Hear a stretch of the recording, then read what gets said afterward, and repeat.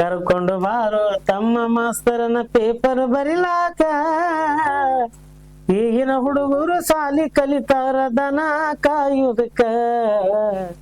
Sir ಕಲಾವಿದ್ರಂತೂ ಇವ್ರೇನು ಸುಖದಾಗಂತೂ ಸಾಧ್ಯದ ಇತಿಹಾಸ ಇಲ್ಲ ಸರ್. ಯಾಕೆ ನಮ್ ಕಡೆದವ್ರಂತೂ ಏನೋ ಬಾಳ ಆದ್ರ ಒಂದ್ ಬೆಳ್ಳಣಿಕೆ ಅಷ್ಟು ಒಂದ್ ಕೆಲವೊಂದ್ ಮಂದಿ ಒಳ್ಳೆ ಸ್ಥಿತಿಗತಿ ಚಲೋ ಅದ್ರಿ.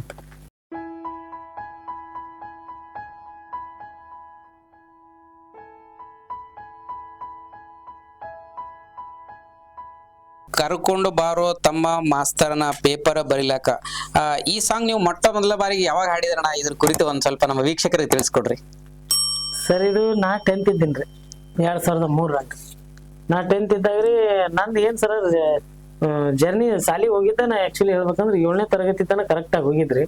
7ನೇತಿಂದ ಕಾರ್ಯಕ್ರಮಕ್ಕೆ ಬಿಟ್ಬಿಟ್ಟಿವ್ರಿ. ಮುಂದೆ ಯಾವಾಗಾರ ಒಂದಿಟ್ಟು ಹೋಗೋದು, ಅಟೆಂಡೆನ್ಸ್ ಕೊಡೋದ್ರಿ, ಮುಂದೆ ಎಕ್ಸಾಮ್ಗೆ ಹೋಗೋದು, ಈ ತರ ಬಂದವ್ರಿ. ನಾನು ಮುಂದೆ 10th ಬಂದು ಎಕ್ಸಾಮ್ ಬರ್ತೀವಿ. ಎಕ್ಸಾಮ್ ಬಂದ ಟೈಮ್ದಾಗ ನಮ್ಮ ಮನ್ಯಾಗ ರೆಕಾರ್ಡಿಂಗ್ ಇತ್ತು ಸರ್. ಅವಾಗ ರೆಕಾರ್ಡಿಂಗ್ ಮಾಡೋ ಸಂಬಂಧ ಪದ್ಮಿನಿ ಕಂಪನಿ ಅವ್ರಿ, ಅಶೋಕ್ ಸರ್ ಮನಗುಳಿ ಅವ್ರಿ, ಆಮೇಲೆ ನಮ್ಮ ಇನ್ನೊಂದು ಅವ್ರ ಪೂರಾ ಟೀಮ್ ಸರ್. ಅವ್ರು ಎಲ್ಲಾರು ಹತ್ರಕ್ಕೆ ಪರಿಶ್ರಮ ಮಾಡೋರು, ಎಲ್ಲರೂ ಇದ್ರಿ. ಎಲ್ಲಾರು ಇದ್ದಾಗ ನನ್ನ ಎಕ್ಸಾಮ್ ಇತ್ತು ಸರ್ ಅವಾಗ 10th ಎಕ್ಸಾಮ್ ಇದ್ದಾಗ ಸುಮಾರು ನಾನು ಎಕ್ಸಾಮ್ಗೆ ಯಾವ ರೀತಿ ಹೋಗ್ಬೇಕಂತ ಸರ್ 10-12 ಜನ ರೀ ನನಗೆ ಪೇಪರ್ ಬರೀಲಾಕ ಇವ್ರು ಕಾಪಿ ಕೊಡೋದು ಏನೇ ನಾವೆಲ್ಲ ಸಪೋರ್ಟ್ ಮಾಡ್ತೀವಿ ನಡಿ ಅಂತ ಇಂಥವ್ರು ಒಂದು ಗಾಡಿ ತಯಾರಾಯ್ತು ಸರ್. ನನಗೆ 10-12 ಮಂದಿ ಒಂದು ಗಾಡಿ ಒಬ್ರು ತಯಾರಾದ್ರಿ, ಒಂದ್ ಗಾಡಿ ಒಳಗೆ ನಾವು ತಯಾರಾದ್ವಿ. ಸುಮಾರು ಎಕ್ಸಾಮ್ಗೆ ಹೋಗೋರು ಒಂದ್ 20-25 ಮಂದಿ ಆದೇವ್ರು. ನಿಮಗ್ ಪಾಸ್ ಮಾಡ್ಬೇಕನ್ನೋರು ಸರ್. ಎಲ್ಲ ನಮ್ಮ ಟೀಮ್ನವರು ನಮ್ಮ ಅಭಿಮಾನಿಗಳು ಬೆನ್ನ ಹತ್ತದ್ರಿ. ಹೋಗಿ ಇಳಿಬೇಕಂದ್ರೆ ಅಲ್ಲಿ ಹೋಗಿ ಇಳಿದಿನ್ರಿ ನಾನು. ಅವಾಗ ಪೂರಾ ಒಂಥರ ನನ್ಗೊಂಥರ ಜೀವ ಭಯ ಹಂಗ ಹಿಂಗ ಇದ್ದಿದ್ದಕ್ಕೆ ನನ್ನ ಜೊತೆಗೆ ಹೋಗಕ್ಕೆ ಒಂದ್ 3-4 ಜನ ಇದ್ರಿ. ಅಲ್ಲಿ ಹೋಗಿ ಇಳಿದಿನ್ರಿ. ಇಳಾಗ ಅಶೋಕ್ ಸರ್ ಮನಗುಳಿಯವರು ನಮ್ಮ ಟೀಮ್ನವ್ರು ಗಾಡಿಯವ್ರ ಹೋಗ್ಪ ಪೇಪರ್ ಬರಿ ಹೋಗತ್ತಂದ್ರಿ. ಸರ್ ನಾ ಏನಕ್ ಬರಿಬೇಕ್ರಿ ಏತನೇನ್ರಿ ಅವ್ರಿಗೆ?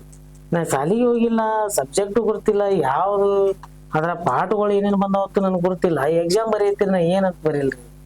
ಮತ್ತೆ ಇವೆಲ್ಲ ಏನ್ 10 ಜನ ಇಟ್ಕೊಂಡೆಲ್ಲ ಅವ್ರು ಏನೋ ಕಾಪಿ ಕೊಡ್ತಾರತ್ತ ಅವ್ರನ್ನ ತೊಗೊಂಡ್ ಬರಿ ಹೋಗತ್ತೇಳಿ ನನಗೆ ಹುಡುಗಾಟಿ ಮಾಡೋದ್ರಿ ಸರ್. ಹುಡುಗಾಟಿ ಮಾಡೋಣಿದ್ರ ಮತ್ತೆ ಈ ಬರೀರ ಹೋಗಿ ಪಾತ್ ಒತ್ತಾಯ ಮಾಡಿದ್ರಿ. ಇಲ್ಲ ಸರ ನನಗೆ ಏನು ಗೊತ್ತಿಲ್ಲ ಹೆಂಗ್ ಬರೀಲಿ ಅಂತಂದ್ರೆ, ಮತ್ತೆ ಈಗ ನೀನ್ ಎಕ್ಸಾಮ್ ಬರೀದ್ ಹೆಂಗ ಅಂತಂದ್ರಿ ಅಶೋಕ್ ಸರ್ ಅವ್ರಿ. ಎಕ್ಸಾಮ್ ಹೆಂಗ್ ಬರೀ ಸರ್? ನೀವ್ ಹೋಗಪ್ಪಿ ಎಕ್ಸಾಮ್ ಬರೀಲಾಕ, ನೀ ಅಂತೂ ಎಕ್ಸಾಮ್ ಬರೆಯಂಗಿಲ್ಲ, ನನ್ ಗೊತ್ತಾಗೈತಿ. ನೀನ್ ಎಕ್ಸಾಮ್ ಯಾರು ಬರೀತಾರೋ ಏನ್ ಮಾಸ್ತರ್ಗಳು ಬರೀಬೇಕು ಅನ್ನೇ ತಿಳಿಲಾರ್ದಂಗ ಆಗೈತಿ. ನೀವ್ ಹೋಗಿ ನೀನ್ ಬರೋದಕ್ಕೆ ಒಂದ್ ಹಾಡ ಬರೀತೀನಿ ಅಂದ್ರಿ ಸರ್. ಆಯ್ತು ಸರ್ ಅದನ್ನ ಹೋದಿನ್ರಿ. ಹೋಗಿ ಎಕ್ಸಾಮ್ ಹಂಗ ಹಿಂಗ ಬರೋದು ವಾಪಸ್ ಬಂದಿನ್ರಿ. ಮಧ್ಯಾಹ್ನ ಎಕ್ಸಾಮ್ ಮುಗಿದ್ರಿ. ಇದು ನಿನಗೆ ಬರ್ತೀನಿ ನೋಡಪ್ಪಿ ಹಾಡ, ನೀನೇ ಹಾಡ್ಬೇಕು ಇವತ್ತಂದ್ರಿ. ಅವಾಗ ರೆಕಾರ್ಡಿಂಗ್ ಸಂಬಂಧ ಇದ್ದೀವಿ ಸರ್. ಅದು ನೋಡೋದಕ್ಕೆ ಅವ್ರ ಏನ್ ಬರ್ತಿದ್ರಿ, ಕರ್ಕೊಂಡು ಬರೋ ತಮ್ಮ ಮಾಸ್ತರ್ನ ಪೇಪರ್ ಬರೀಲಾಕ, ಈಗಿನ ಹುಡುಗರು ಸಾಲಿ ಕಲಿತಾರ ದನ ಕಾಯಕತ್ತಿ ಹಾಡ್ತೀನಿ ಸರ್ ಅಂತ. ಅವಾಗ ಹಾಡಿದ್ 2003ರಾಗ ಹಾಡಿದ್ ಹಾಡ್ರಿ ಸರ್. ಅದ ಈಗಿನ ವಾತಾವರಣಕ್ಕೆ ಈಗ ಏನಾಗ್ಬಿಡ್ತೀರಿ, ಅದು ಮನಿ ಇದಕ್ಕೂ ಮಾಡ್ರಿ ಸರ್. ಯೂಟ್ಯೂಬ್ ಮಾಡೋದು ವಾಪಸ್ ಬಿಟ್ಟಿವ್ರಿ ಅದನ್ನ. ಅವಾಗ ಹಾಡಿದ್ವಿ ವಾಪಸ್ ರೀ. ಅದು ಬಿಟ್ಟಿಂದ ಅದನ್ನ ಟ್ಯೂನ್ ಪ್ರಕಾರ ಮತ್ತೆ ಮ್ಯೂಸಿಕ್ ಮೈಲಾರಿ ಏನ್ ಮಾಡಿದ್ರಿ, ಅಲ್ಲಿ ಇಲ್ಲಿ ಕಾರ್ಯಕ್ರಮದಾಗ ಇದ್ದಲ್ಲಿ ಅದ್ರಾಗೆ ಅವ್ರೊಂದು ಸಾಹಿತ್ಯ ಮಾಡ್ಕೊಂಡ್ರಿ ಸರ್. ಅವ್ರು ಬಾಗಲಕೋಟೆ ಬಸ್ ಸ್ಟ್ಯಾಂಡ್ ನಿಂತಾಳ ಕಡಿ ಬೇಡಿಕೆ ಅದೇ ಟ್ಯೂನ್ನಾಗ ಅದೊಂದು ಸಾಹಿತ್ಯ ಮಾಡ್ಕೊಂಡು ಅವ್ರು ಮತ್ತಿಟ್ಟು ಅದನ್ನ ರೇಂಜಿಗೆ ಒಯ್ದು ಬಿಟ್ರಿ. ಅವ್ ಎರಡು ಸೇರಿ ಮಾತಾಡಿ ಕರ್ಕೊಂಡು ಬರುತ್ತಮ್ಮ ಮಾಸ್ತರ್ನ ಪೇಪರ್ ಬರೀಲಾಕಂದ್ರೆ 2003ರಾಗ ಹಾಡಿದ ಹಾಡ್ರಿ ಈಗಿತ್ತು ಭಾಳ ಟ್ರೆಂಡ್ ಆಗ್ಬಿಟ್ಟ ಸರ್. ನಮ್ ವೀಕ್ಷಕರಿಗೆ ನಿಮ್ಮ ಧ್ವನಿ ಮುಖಾಂತರ ಒಂದ್ ಸ್ವಲ್ಪ ಒಂದೇ ಒಂದ್ ಲೈನ್ ಹಾಡ್ರಿ ಚೆನ್ನಾಗಿ. ಕರ್ಕೊಂಡು ಬಾರೋ ತಮ್ಮ ಮಾಸ್ತರನ ಪೇಪರ್ ಬರಿಲಾಕ, ಈಗಿನ ಹುಡುಗರು ಸಾಲಿ ಕಲಿತಾರ ದನ ಕಾಯುದಕ್ಕ, ದನ ಕಾಯುದಕ್ಕ. 7ನೇತೆ ಮುಗಿದು 8ನೇತೆ ಕೂಡಾಗ ಹೊಂಟನ ಕಲಿಲಾಕ, ಹುಡುಗಿಯ ನೋಡಿ ಪುಸ್ತಕ ಇಟ್ಟಾನ ಸಾಲಿಯ ಬಾಜೂಕ, ಓದುದು ಬಿಟ್ಟು ತಲಿಯೆಲ್ಲ ಕೆಟ್ಟು ಹೊಂಟನ ಹಳ್ಳಕ್ಕ, ಹೊಂಟನ ಹಳ್ಳಕ್ಕ. ತುಂಬಾ ಅದ್ಭುತವಾದ ರಚನೆ. 2023 ಸುಮಾರು 23-24 ವರ್ಷ ಆಯ್ತಣ್ಣ ಈ ಸಾಂಗ್ ಇದರದು ಅಂತಂದ್ರೆ. 2003 ಹಾಡಿ ಸರ್ ಅದು. ಅಣ್ಣ ಈಗ ನೀವು ಕಲಾವಿದರ ಮಾಶಾಸನ ಬಗ್ಗೆ ನಿಮ್ಮ ನೋವನ್ನ ಹಂಚ್ಕೊಂಡ್ರಿ. ನಿಮ್ ಪ್ರಕಾರ ಕಲಾವಿದರ ಮಾಶಾಸನ ಎಷ್ಟು ವರ್ಷಕ್ಕೆ ಕೊಟ್ರ ನಿಮ್ಗೆ ಅನುಕೂಲ ಆಗುತ್ತ ಅಂತ ನಿಮ್ಗೆ ಅನ್ಸುತ್ತಣ್ಣ? ಸರ್ ಕಲಾವಿದ್ರಂತೂ ಇವ್ರೇನು ಸುಖದಾಗಂತೂ ಸಾಧ್ಯದ ಇತಿಹಾಸ ಇಲ್ಲ ಸರ್. ಯಾಕೆ ನಮ್ ಕಡೆದವ್ರಂತೂ ಏನೋ ಬಾಳ ಆದ್ರ ಒಂದ್ ಬೆಳ್ಳಣಿಕೆ ಅಷ್ಟು ಒಂದ್ ಕೆಲವೊಂದ್ ಮಂದಿ ಒಳ್ಳೆ ಸ್ಥಿತಿಗತಿ ಚಲೋ ಅದ್ರಿ. ಇನ್ ಆಲ್ಮೋಸ್ಟ್ ಎಲ್ಲಾ ಚಲೋ ಕಲಾವಿದರಿಗಿನ ಹಂಗೆ ಏನಿಲ್ರಿ. 60 ವರ್ಷ ಬದುಕೋದಂತೂ ಈಗ ಸರ್ಕಾರನೇ ಹೇಳಿಬಿಟ್ಟದ್ರಿ. 60 ವರ್ಷ ಬದುಕಾಗಿ 100 ವರ್ಷ ಬದುಕೋರಂತೂ ಯಾರು ಇಲ್ಲ ಅಂತ ಹೇಳಿ ಹೇಳ್ತದ್ರಿ ಈಗ ಮಂದಿ. ಅರ್ಧಕ್ ಮಂದಿ ಇತ್ತು ಅಂತಾರೆ. ಇವ್ರಿಗೆ ಒಂದ್ 45 ಏನಾದ್ರು ಮಾಶಾಸನ ಕೊಟ್ರ ಅಂತ ಇಟ್ಕೋರಿ. ಒಂದ್ 5 ವರ್ಷ ತಿಂದು 5 ವರ್ಷಕ್ಕೆ ಕಲಾಸ ಆದ್ರೂ ಬರ್ತದ್ರಿ. ಒಂದು ಖುಷಿಯಿಂದ 5 ವರ್ಷ ತಿಂಡಿ ಒಬ್ಬ ಹಾಕಿರ್ತದ್ರಿ ಇವ್ರು. ಇಲ್ಲ 65 ವರ್ಷಕ್ಕೆ ಇವ್ರು ಮಾಡಂದ್ರ ಅದು ಚಾನ್ಸ್ ಸರ್. ನನಗೆ ಅನ್ಸಿದ ಮಟ್ಟಿಗೆ ನಮ್ಮ ಕಣ್ಣು ಮುಂದೆ ಭಾಳ ಜನ ಸತ್ತು ಹೋದ್ರಿ ಸರ್. ಆಯ್ತೆ ಇದು ಮತ್ತೆ ಇವ್ರು ಏನ್ ಮಾಡ್ಯಾರ್ರಿ, ಕೆಲವೊಂದ್ ಮಂದಿ ಅವಾಗೆ ನಾವು ವಿಚಾರ ಮಾಡಿದೀವಿ ಸರ್. ಈಗ ಕಲಾವಿದ್ರು ಇಲ್ಲಿಂದ ಬೀದರ್ ಜಿಲ್ಲಾಕೊಂದ್ ಕಾರ್ಯಕ್ರಮ ಬರ್ತದ, ಎಲ್ಲರಿಗೂ ಸ್ವಂತ ವೆಹಿಕಲ್ ತಗೊಂಡ್ ಹೋಗಕ್ಕೆ ಆಗಲ್ಲ ಸರ್, ಬಸ್ಸಿಗೆ ಹೋಗೋರು ಇರ್ತಾರ. ಇಲ್ಲಿಂದ ಬೀದರ್ಗೆ ನೋಡಿದ್ರೆ ಬಸ್ ಚಾರ್ಜ್ ಅಂತೂ ಎಲ್ಲಿ ಹೋಗಿ ನಿಂದ್ರಿಸ್ಯಾರ ಗೊತ್ತಿಲ್ರಿ. ಇಲ್ಲಿಂದ ಬೀದರ್ ತನ ಹೋಗಿ ಕಾರ್ಯಕ್ರಮ ಮಾಡಿ ಬರ್ಬೇಕಾದ್ರೆ ಒಂದ್ 1500 ರೂಪಾಯಿ ಅವ್ರು ಪೇಮೆಂಟ್ ಕೊಟ್ಟಿರ್ತಾರೆ ಸರ್. ಹೋಗಿ ವಾಪಸ್ ಬರ್ಬೇಕಾದ್ರೆ ಇವ್ರದ್ದು ಅರ್ಧ ಪೂರಾ ಬಸ್ ಚಾರ್ಜ್ ಕಲಾಸ ಆಗಿರ್ತೈತ್ರಿ ಅಲ್ಲಿದಿಂದ ಇಲ್ಲಿ ಬರ್ಬೇಕಾದ್ರೆ. ಮತ್ತೆ ಅದಕ್ಕೂ ಒಂದ್ಸಲ ನಾವೇನ್ ಮಾಡಿದ್ವಿ, ಕಲಾವಿದ್ರ ಅಂತೇಳಿ ಮನೆ ತಗೊಂಡಾರ ಸರ್. ಆ ಕಲಾವಿದ್ರು ಯಾರ್ಯಾರು ಅದಾರ ಅವ್ರಿಗೆ ಗುರುತಿಸಿ ಒಂದ್ ID ಕಾರ್ಡ್ ಮಾಡ್ಕೊಡ್ತೀವಿ ಅಂತ ಹೇಳ್ಯಾರಿ. ID ಕಾರ್ಡ್ ಮಾಡ್ಕೊಟ್ರಪ್ಪ ಅವ್ರ ಕಲಾವಿದ್ರು ಯಾರ್ಯಾರು ಅದಾರ ನಿಜವಾದ ಕಲಾವಿದ್ರು ಅವ್ರಿಗೆ ಹೋಗಿ ಈಗ ಒಂದ್ ಹ್ಯಾಂಡ್ ಬಿಲ್ ಇರ್ತೈತ್ರಿ, ಒಂದ್ ಊರಾಗಿಲ್ಲ ನನ್ ಕಾರ್ಯಕ್ರಮ ಅವರ ಅಲ್ಲಿ ಹೋಗಿ ಮಾಡಿ ಬರ್ಲಾಕ ಇವ್ರಿಗೆ ಒಂದ್ ಅವಕಾಶ, ಬಸ್ಸಿಂದ ಒಂದು ವ್ಯವಸ್ಥೆ ಆಯ್ತು ಅಂತ ತಿಳ್ಕೊರ, ಟಿಕೆಟ್ ಇದ್ದದ್ದು ಏನಾದ್ರು ಫ್ರೀ ಮಾಡ್ಕೊಂಡ್ ಬಂದ್ರದ್ರಿ ಅದನ್ನು ಇವ್ರಿಗೆ ಅನುಕೂಲ ಅದ್ರಿ. ನನ್ನ ಅಂದಾಜು ಒಂದು 45 ವರ್ಷಿಗೆ ಮಾಡಿದ್ರ ಅಂದ್ರೆ ಬಾಳ ಚಲೋ ರೀ. ಮತ್ತೆ ಈ ನಾವೇ 45 ಇಟ್ಟು ಅಂದ್ರೆ ಅವರು ಅದಕ್ಕೊಂದ್ ಮ್ಯಾಗ ಇಡೋರು ಸರ್ ರೇಟ್. ಈಗ ನಾವು 45 ಬೆಳೆದಿವಿ, 45 ಮಾಡಲ್ರಿ ಅವ್ರು. 45 ನಾವ್ ಅಂದಿದ್ರೆ ಅವ್ರ ಒಂದ್ ರೇಂಜಿಗೆ ಇಟ್ಟಿರ್ತಾರೆ. ಒಂದ್ 2 ವರ್ಷ ತಿಂದ ಸಾಯುವಂತ ಪರಿಸ್ಥಿತಿ ಮಾಡಿದ್ರೆ ಖುಷಿ ಅದ ಸರ್. ಮತ್ತೆ ಈಗೇನಾಗಿದ್ರಿ, ಕಲಾವಿದರಿಗೆ ನಿಜವಾದ ವೇದಿಕೆನೇ ಸಿಗೋದು ಸರ್. ವೇದಿಕೆಗಳದಾವ್ರಿ, ಅವ್ರವ್ರದ್ದು ವೈಯಕ್ತಿಕ ಲಾಭಕ್ಕೆ ವೇದಿಕೆಗಳದ. ಹುಡುಕ್ಯಾಡಕ್ಕೆಲ್ಲ ಬರ್ತಾರೆ, ನಿಜವಾದ ಕಲಾವಿದ ಅದಾರ ನಾವು ಹುಡುಕ್ತಿವಿ, ನಿಜವಾದ ಕಲಾವಿದರನ್ನು ಗುರುತಿಸ್ತೀವಿ ಅಂತ ಬರ್ತಾರೆ. ಅಲ್ಲಿ ಏನ್ ಅವನಿಗೆ ಜನಬೆಂಬಲ ಇದ್ದ ಕಲಾವಿದ ಕಾಣಿಸ್ತಾನ, ಅವನ ಅಟ್ಟೆ ಒಯ್ದು ನಿಂದಿರ್ಸಿರ್ತಾರೆ. ನಿಜವಾದ ಅಲ್ಲಿ ವೇದಿಕೆ ಹೆಸರು ಇರ್ತದ್ರಿ, ಇದು ನಿಜವಾದ ಕಲಾವಿದರಿಗಾಗಿ ವೇದಿಕೆ ಅಂತೇಳಿ ದೊಡ್ಡ ಬೋರ್ಡ್ ಇರ್ತೈತ್ರಿ. ಹೆಸರು ಮಾತ್ರ ಕಲಾವಿದರ ವೇದಿಕೆ, ಬಟ್ ಅಲ್ಲಿ ಕಲಾವಿದನೇ ಇರಂಗಿಲ್ಲ ಸರ್. ಯಾವ ಜನಬೆಂಬಲ ಜನ ಒಂದು ಹುಚ್ಚದ ಏನ್ ಬೆಳೆಸ್ಬಿಟ್ಟಿರ್ತದ್ರಲ್ರಿ ಅಂತವ್ನು ಒಯ್ದು ನಿಂದಿರ್ಸಿರ್ತಾರೆ. ಹಂಗಾಗಿ ನಿಜವಾದ ಕಲಾವಿದರಿಗೆ ಬೆಲೆ ಇಲ್ಲದಂಗೆ ಸರ್. ಅದು ಯಾವ ಈಗ ನೋಡಿ ಸರ್, ಅದು ವೇದಿಕೆ ಯಾವ್ದೈತಿ, ಆ ವೇದಿಕೆಗೆ ಯಾರನ್ನ ಒಯ್ದು ನಿಂದ್ರಿಸ್ಬೇಕು ಅಂತವ್ರನ್ನ ಒಯ್ದು ನಿಂದ್ರಿಸಿದ್ರೆ ಅದಕ್ಕೊಂದು ಬೆಲೆ ಇರ್ತೈತಿ, ಅವ್ರಿಗೂ ಬೆಳೆಯಕ್ ಒಂದು ಅವಕಾಶ ಇರ್ತದೆ. ಆ ವೇದಿಕೆ ಹೆಸರೇ ಬೇರೆ ಇರ್ತೈತ್ರಿ, ಅಲ್ಲಿ ಒಯ್ದು ನಿಂದ್ರಿಸೋದೇ ಬೇರೆದವ್ರು ನಿಂದ್ರಿಸಿ ಸುಮ್ಮ ತಮ್ಮದೇ ಆದಂತ ಒಂದು ಬೆಳೆ ಬೇಯಿಸ್ಕೊಳಕ್ ಕೆಲಸ ಮಾಡೋದು ಎಷ್ಟೋ ವೇದಿಕೆಗಳಾಗ್ಯಾವ ಸರ್. ಯುವಕರು ನೋಡ್ಬಿಟ್ಟಿದ್ದೀರಿ, ನೋಡಿ ಏನಾಗಿದೆ ಆಲ್ಮೋಸ್ಟ್ ಇನ್ನ ಒಂದ್ ಲೆಕ್ಕಕ್ಕೆ ನಮಗ ಒಳ್ಳೇದ್ ಅನ್ಸಿದ್ದೆ. ಸುಮ್ ಇದೇನ್ ಮಾಡ್ಕೊತ ಹೊಂಟಿವ್ರಿ ಸರ, ಇದು ಎಷ್ಟೋ ಈಗ ಒಂದ್ ರೇಂಜಿಗೆ ಒಯ್ದದ್ರಿ, ಮುಂದೆ ಯಾವ ಸ್ಥಾನಕ್ಕೆ ಒಯ್ದು ಇರ್ತದೋ ಬಿಡ್ತದೋ ನೋಡಿಲ್ರಿ. ಇದೇ ಲೆಕ್ಕದ ನಮಗ್ ಮಾತ್ರ ಸರ್ಕಾರಕ್ಕೆ ಮನವಿ ಅನ್ನೋದು ಇಷ್ಟ ಸರ್. ಯಾವ್ಯಾವ ವೇದಿಕೆಗಳು ಮಾಡ್ರಿ ಆ ವೇದಿಕೆಗಳು ನೋಡಿ ಸರ್. ನಾವೇ ಒಂದು ವೇದಿಕೆ ಕಾರ್ಯಕ್ರಮ ಕೇಳಕ್ ಹೋದ್ರಿ, ಆಯ್ತು ನಿಮ್ದು ಆಗ್ಯದ ಹೋಗಿ ಕಾರ್ಯಕ್ರಮ, ನೀವು ಮನೆಗೆ ಹೋಗೋದಕ್ಕ ನಿಮ್ ಬರ್ತದತ್ ಕಳ್ಸಿದ್ರು, ಏನೂ ಬರ್ಲಿಲ್ರಿ. ಅಲ್ಲಿ ಬೇರೆನೇ ನಡೆದಿತ್ರಿ ಕೆಲಸ, ಅದೇನು ಹೇಳುದು ಬ್ಯಾಡ್ರಿ. ಹಂಗ ಯಾವ ವೇದಿಕೆ ಎದಕ್ ಮಾಡಿರ್ತಾರ ಅಲ್ಲಿ ಕಲಾವಿದರಿಗೆ ಅವಕಾಶ ಕೊಡುವಂಥದ್ದು ಮಾಡಿದ್ರು ಒಳ್ಳೇದಾಗತ್ತೆ ಸರ್. ಇನ್ನ ಎಷ್ಟೋ ಜನ ಕಲಾವಿದರು ಬೆಳಕಿಗೆ ಬರ್ತಾರೆ, ಇವರಿಂದ ಬರ್ಲಿ ಅಂತೇಳಿ ನಾ ಕೇಳ್ಕೊತೀನಿ ಸರ್. ಮತ್ತೆ ಕಲಾವಿದರ ಜೀವನ ಕುರಿತು ನಿಮ್ಮ ಅಭಿಪ್ರಾಯ ತಿಳಿಸಿ ಅಣ್ಣ. ಹೈರಾಣ ಬಾಳ ಸರ್ ಕಲಾವಿದರ ಜೀವನ. ನಾ ನೋಡ್ಲಕ್ಕಾಗಿನ ಬಾಳ ಹೈರಾಣ ಅದ್ರಿ.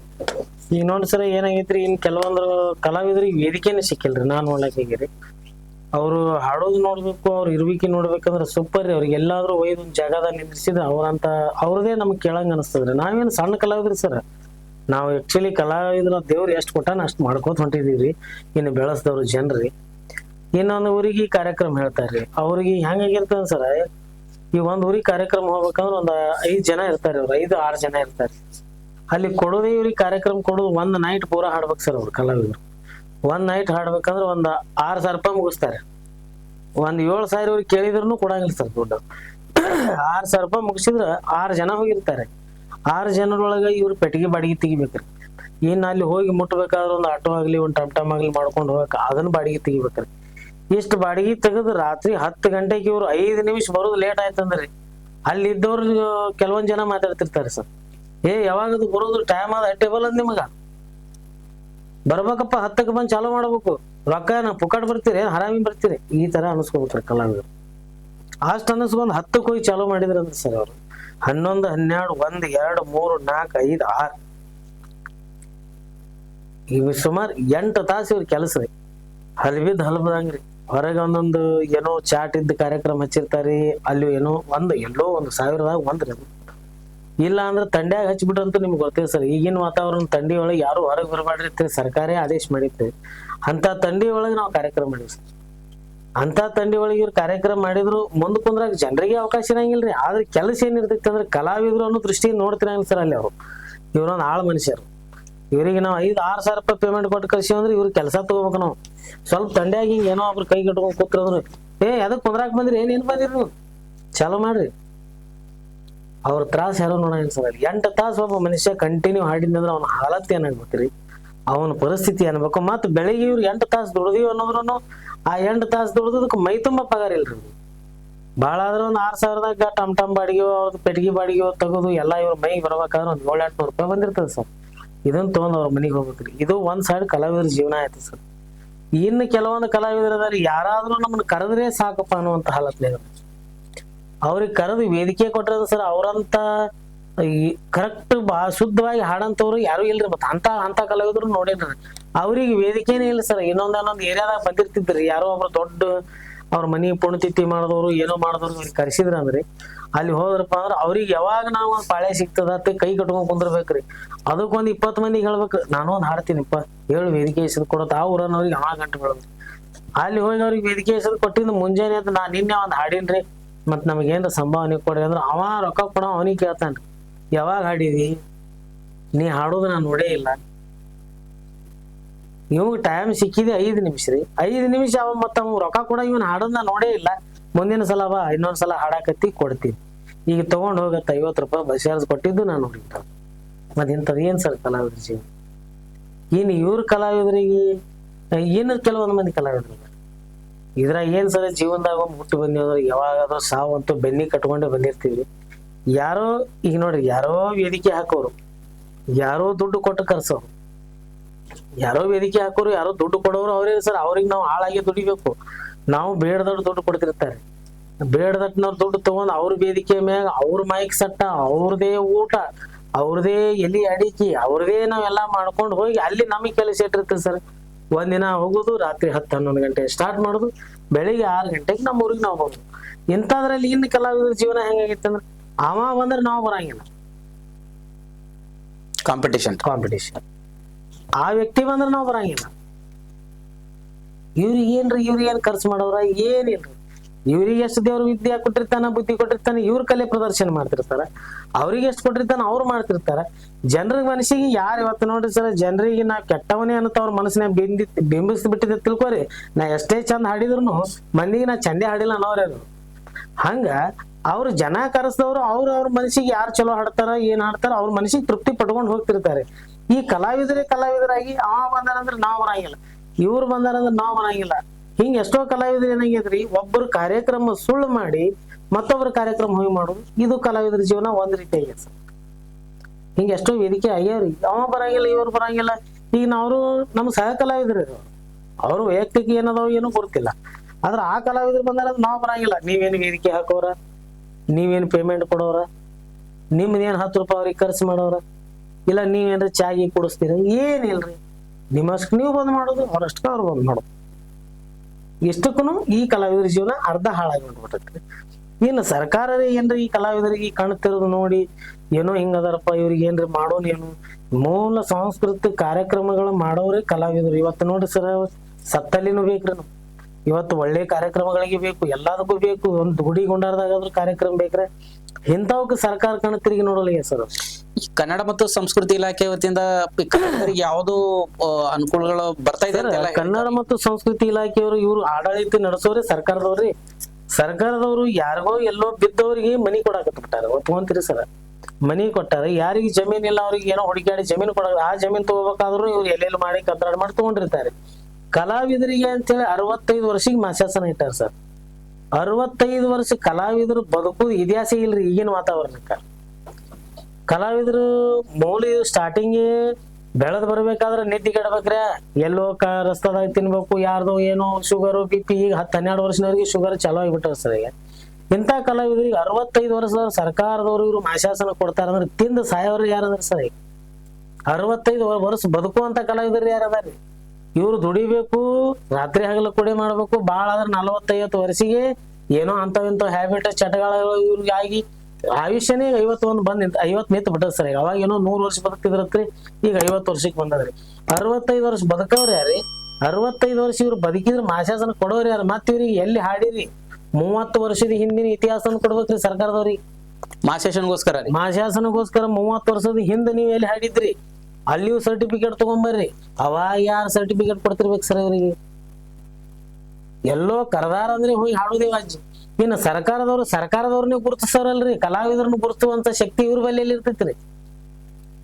ಸರ್ಕಾರದವ್ರನ್ನೇ ಗುರುತಿಸೋರು ಭಾಳ ಆದ್ರೆ ಸರ್ಕಾರದವ್ರಿಗೆ ಹೇಳೋರು ಒಬ್ರು ಕಲಾವಿದ್ರಿಗೆ ಕಳಿಸ್ರಿ ಇಂತಲ್ಲಿ ಕಾರ್ಯಕ್ರಮ ಅದ. ಆ ಸರ್ಕಾರದವ್ರು ಮತ್ತೊಬ್ಬ ಯಾರಿಗೆ ಸರ್ಕಾರದವ್ರಿಗೆ ಗುರುತಿದ್ದ ಒಬ್ಬ ಕಲಾವಿದ್ರಿಗೆ ಹೇಳಿರ್ತಾನೆ, ಒಬ್ಬ ಖರೀದಿ ತಗೊಂಡಿಟ್ಟಾಗಿರುತ್ತೆ ಸರ್. ಅಲ್ಲಿ ಆ ವೇದಿಕೆ ಮಾತ್ರ ಒಬ್ಬ ಖರೀದಿ ತಗೊಂಡಿರ್ತಾನೆ. ಇನ್ನುಳಿದ ಕಲಾವಿದರ ಹಾಲತ್ ಏನದ್ರಿ? ಸರ್ಕಾರದವ್ರಿಗೆ ಗೊತ್ತೇ ಇಲ್ರಿ ಇವ್ರು ಯಾರು. ಒಟ್ಟ ಕಲಾವಿದರು ಇವ್ರೆಲ್ಲಿ ಕಲಾವಿದರು ಅದಾರಿ ಸರ? ಸತ್ತಲ್ಲಿ ಒಟ್ಟ ಕಲಾವಿದರು. ಯಾವಲ್ಲಿ ಊರಾಗ ಅತ್ತೆ ಗುಡಿಗೊಂಡಾರದ ಶ್ರಾವಣ ಮಾಸದ ಕಲಾವಿದರು. ಇವ್ರು ಯಾರು ಸರ್ಕಾರ ಕಣ್ಣಿಗೆ ಕಾಣಿಸಿದ ನಾ 35 ವರ್ಷ ನನ್ನ ಸರ್ವಿಸ್ ನಾನು ನೋಡಿಲ್ಲ ಸರ್. 65 ವಯಸ್ಸಿಗೆ ಇವ್ರು ಮಾಶಾಸನ ತಿಂದ ಸತ್ತವ್ರು ಯಾರು ಇಲ್ರಿ. ಮನಗಳೊಳಗೆ ಒಂದು ಇನ್ಸಿಡೆಂಟ್ ನಡೀತು ಸರ್.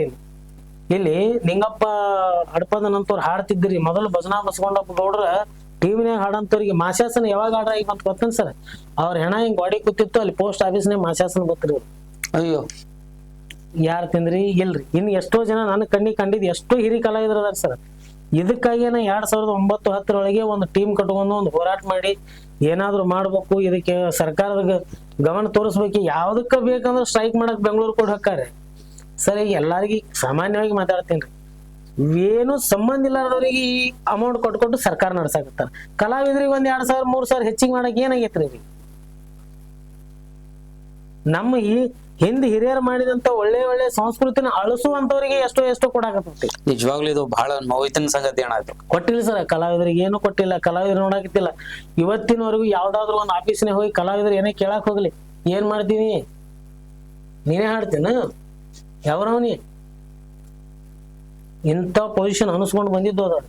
ಒಂದು ಸರ್ಕಾರ ಕಾರ್ಯಕ್ರಮ ಹಾಕ್ರಿ ಇವ್ರ ಹತ್ರ ಹೋದ ಅಂದ್ರೆ ಬಿಲ್ ಇಲ್ಲ. ಈಗ ಮಾಡಿದ್ವಿ ಅಂದ್ರೆ 6 ತಿಂಗಳು ಇವ್ರಿಗೆ ಬಿಲ್ ಜಮಾ ಆಕೈತ್ರಿ. ನಾ ಅದಕ್ಕೆ ಏನ್ ಮಾಡಿದೇನೆ ಸರ್, 2010-11ರಾಗ ಎಲ್ಲಾ ಉತ್ತರ ಕರ್ನಾಟಕದೊಳಗೆ ಎಲ್ಲಾ ಕಲಾವಿದರು ಜನಪದ ಹಿಡ್ಕೊಂಡು, ಇವತ್ತು ಚೌಡಿಕಿ ಪದ ಹಿಡ್ಕೊಂಡು, ಭಜನೆ ಹಿಡ್ಕೊಂಡು, ಯಾವ್ದೇ ಒಂದು ಸೋಬಾನ ಪದ ಹಾಡೋರು ಹಿಡಿದ್ರು ಕಲಾವಿದರೇ. ಇವ್ರೆಲ್ಲರೂ ತಯಾರಾಗಿರೋ ಒಂದ್ಸಲ ಈ ನಮ್ಮ ಕಲೆಗಳನ್ನ ಏನೇನ್ ಅದೀವು ಎಲ್ಲಾರು ಮುಂದಾಳತ್ವಾಗಿ ಸೀದಾ ಬೆಂಗಳೂರು ವಿಧಾನಸೌಧ ಮುಂದೆ ಚಾಲು ಮಾಡೋದಿದ್ದಾರೆ ಸರ್. ಭಜನಾನು ವಿಧಾನಸೌಧ ಮುಂದೆ ಚಾಲು ಮಾಡೋದ್ರಿ, ಆಟನು ವಿಧಾನಸೌಧ ಮುಂದೆ ಚಾಲು ಮಾಡೋದು. ಇದನ್ನು ನೋಡಿದ್ರೆ ಕೊಡ್ತಾರೆ ನೋಡೋಣ, ಅವ್ರು ಕೇಳೋಣ ತಯಾರು ಮಾಡಿದಾಗ ನಮ್ಮ ಕಲಾವಿದರಿಗೆ ಒಂದು ಶಾಪ ಅದ ಸರ. ಹೆಂಗ್ ವಿಚಾರ ಮಾಡಿದ್ರೆ ಗೊತ್ತೇನ್ರಿ? ಆಕಾಶಿಂದ ಏನೋ ವೈಯಕ್ತಿಕ ಸ್ವಾರ್ಥ ಇರ್ಬೇಕು, ಅದಕ್ಕಾಗಿ ಇವ ಟೀಮ್ ಕಟ್ಕೊಳಕತ್ತಾನ, ಅದಕ್ಕಾಗಿ ಇವ ಒಂದು ಸಂಘಟನೆ ಕಟ್ಕೊಳಕತ್ತಾನ ಅಂತೇಳಿ ನನ್ನ ಕಿವಿಗೆ ಬೀಳಂಗ ಹಿರಿ ಕಲಾವಿದ್ರು ಮಾತಾಡಿದ್ರಿ. ಅವತ್ತಿಗೆ ಆಸೆ ಬಿಟ್ಟನ ಸರ್, ಇವ್ರ ಕಲಾವಿದ್ರನ್ನ ಬೆಳೆಸೋದು ನಾವ್ ಏನಾರ ಮಾಡಕ್ ಹೋದ್ವಿ ಅಂದ್ರೆ ನನ್ನ ಸ್ವಾರ್ಥದ ತಿಳ್ಕೊತಾರ ಇವ್ರು ಅಂತ ಹೇಳ್ರಿ. ಬ್ಯಾಡಪ್ಪ, ಇವ್ರಿಗೆ ಎಂದ ತಿಳುವಳಿಕೆ ಬರ್ತದೆ ದೇವರೇ ಕೊಡ್ತಾನ, ಅವಾಗ ಸಾಕ್ತಾನ. ಇದ್ರ ಅಲ್ಲಿ ತನ ತಲೆ ಕೆಡಿಸೋದು ಬಿಟ್ಟ ಸರ್. ಈಗಿನ ವಾತಾವರಣ ಕಲಾವಿದರ ಜೀವನ ಹೆಂಗಾಗ್ಯದಂದ್ರೆ ಆ ಪರಿಸ್ಥಿತಿ ಅನ್ನೋದು ಸರ್. ಇವ್ರು ಹೋಗಿ ಅಲ್ಲಿ ಹೇಳಿದ್ರ ಅಂದ್ರೂ ಯಾಕೆ ಬಂದು ಈಗ ಎಷ್ಟೊತ್ತಿಗೆ ಬರೋ ಟೈಮ್ ಅನಿವಾರ್ಯ ಒಂದು 10-15 ನಿಮಿಷ ಲೇಟ್ ಆಗ್ಬಾರ್ದು ಸರ್. ರೂಲ್ಸ್ ಪ್ರಕಾರ ಗೇರಿ ಹೊಡೆದಂಗ ಇರ್ಬೇಕು ಇವ್ರು.